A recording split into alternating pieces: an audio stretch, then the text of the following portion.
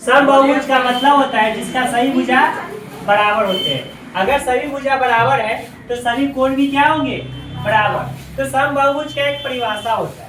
परिभाषा क्या है, तीन या तीन से अधिक रेखा से घिरी हुई एक वस्तु जो 2D का होता है, जो 2 डायमेंशनल का होता है, उसे हम बहुभुज कहते हैं। उसे क्या कहते हैं, बहुभुज। और जिसका सभी भुजा और सभी कोण बराबर होते हैं उसे हम समबाहुभुज कहते हैं। उसे क्या कहते हैं, समबाहुभुज।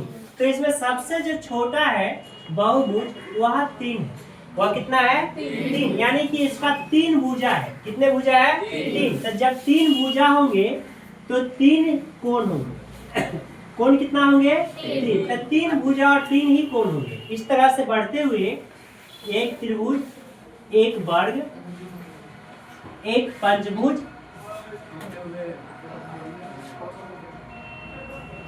एक खष्टभुज,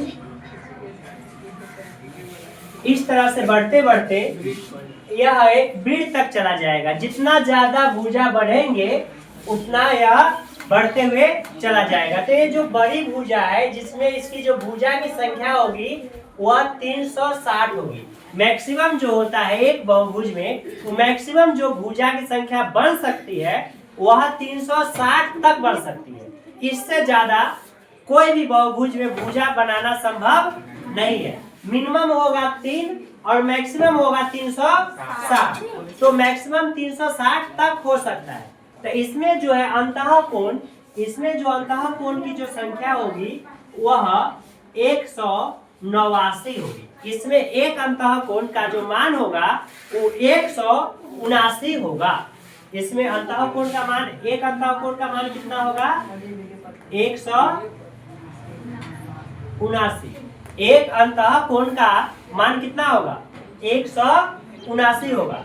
इस तरह से आपका इसमें एक छोटा जो है उसमें एक कोण का मान होगा कितना, 60। एक कोण का मान कितना होगा, 60 होगा। तो कोई भी बहुभुज में एक रेखा को अगर हम आगे की ओर बढ़ाएंगे, एक रेखा को अगर हम आगे की ओर बढ़ाएंगे तो उसे एक बाहरी कोण बनेगा।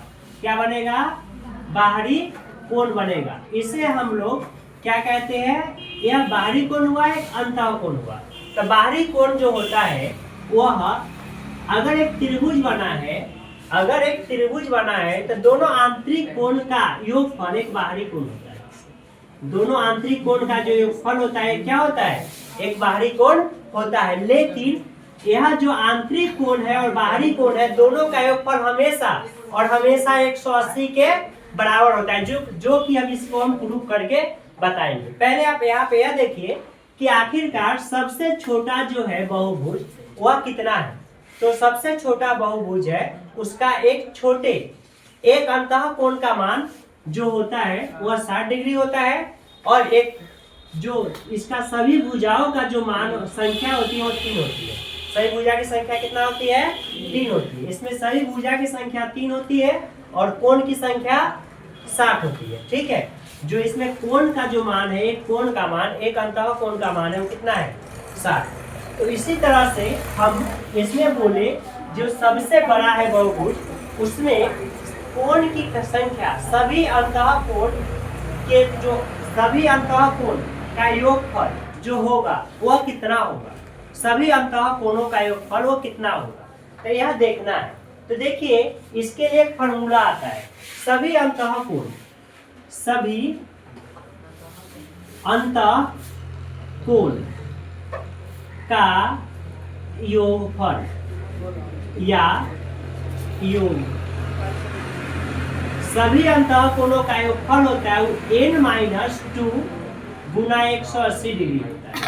यानी कि अगर हम n का मान अगर बोले तो 360 है, n का मान कितना है, 360 है, और इसमें से 2 घटाएंगे तो कितना होगा, तो 358 गुना 180।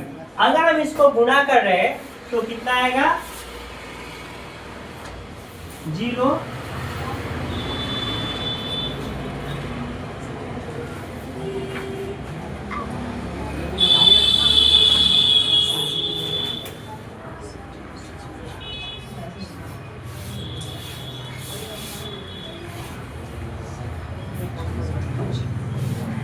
यानी कि 64,440, यानी कि एक सबसे जो बड़ा एक समबाहुभुज है उसकी जो संख्या अंतःकोण का जो सभी अंतःकोणों का जो योगफल होगा वो 64,440 डिग्री का बनेगा। कितना बनेगा? 64,440 डिग्री का बनेगा। लेकिन बाहरी कोणों का योगफल, सभी बाहरी कोणों का योगफल कितना होगा? तो सभी बाहरी कोण का योग या योगफल, सभी बाहरी कोण का योग या योगफल होता है वो 360 होता है। कितना होता है? 360। चाहे वह कितना भी छोटा क्यों ना हो बहुभुज, या कितना बड़ा ही क्यों ना हो।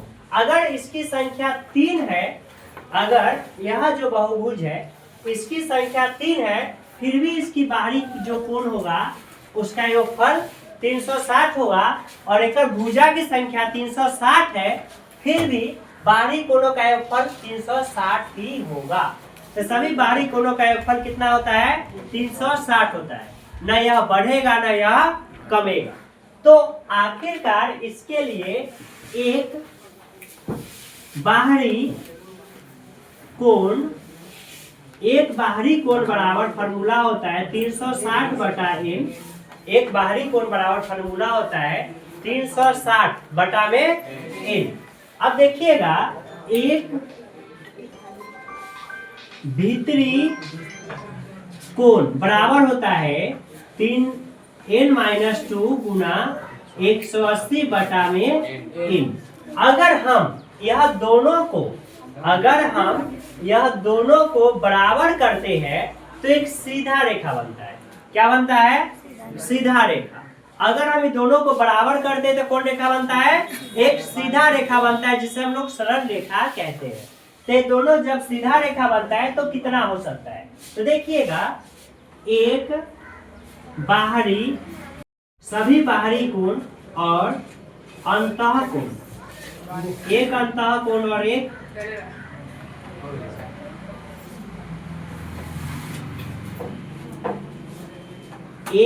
बाहरी कोण और एक अंतःकोण का योगफल हमेशा 180 डिग्री होता है। एक बाहरी कोण और एक अंतःकोण का योगफल हमेशा कितना होता है? 180 डिग्री होता है। तो समझिएगा ध्यान से कि आखिरकार हमने एक जो बाहरी कोण होता है और एक अंदर के कोण होता है, इसका योगफल कितना बोले हमने? 180 डिग्री होता है। तो देखिए, तो और आगे देखिएगा, इसमें एक क्वेश्चन है। अगर हमने बोला कि सभी कोण बराबर होते हैं, सभी कोण बराबर होते हैं, सभी कोण क्या होते हैं? बराबर होते हैं। तो मान लेते हैं कि हमें n कोण, कितना कोण है? n कोण। तो n कोण देखिएगा कि क्या होता है। तो ऐसा हमने प्रूव कर रहे हैं कि सभी बाहरी कोणों का योगफल 360 ही क्यों होता है। इसको हम क्या कर रहे हैं? सिद्ध कर रहे हैं कि सभी बाहरी कोणों का योगफल 360 ही क्यों होता है। जैसे सभी बाहरी कोण का योगफल 360 ही क्यों होता है। तो देखिए, अंतःकोण इसका क्या है? अंतःकोण क्या होता है? n-2 गुना 180 डिग्री, फिर प्लस कितना बटा n बराबर 180 डिग्री। देखिए हमने क्या किया है कि एक अंतःकोण, एक बाहरी कोण, एक अंतःकोण है, एक बाहरी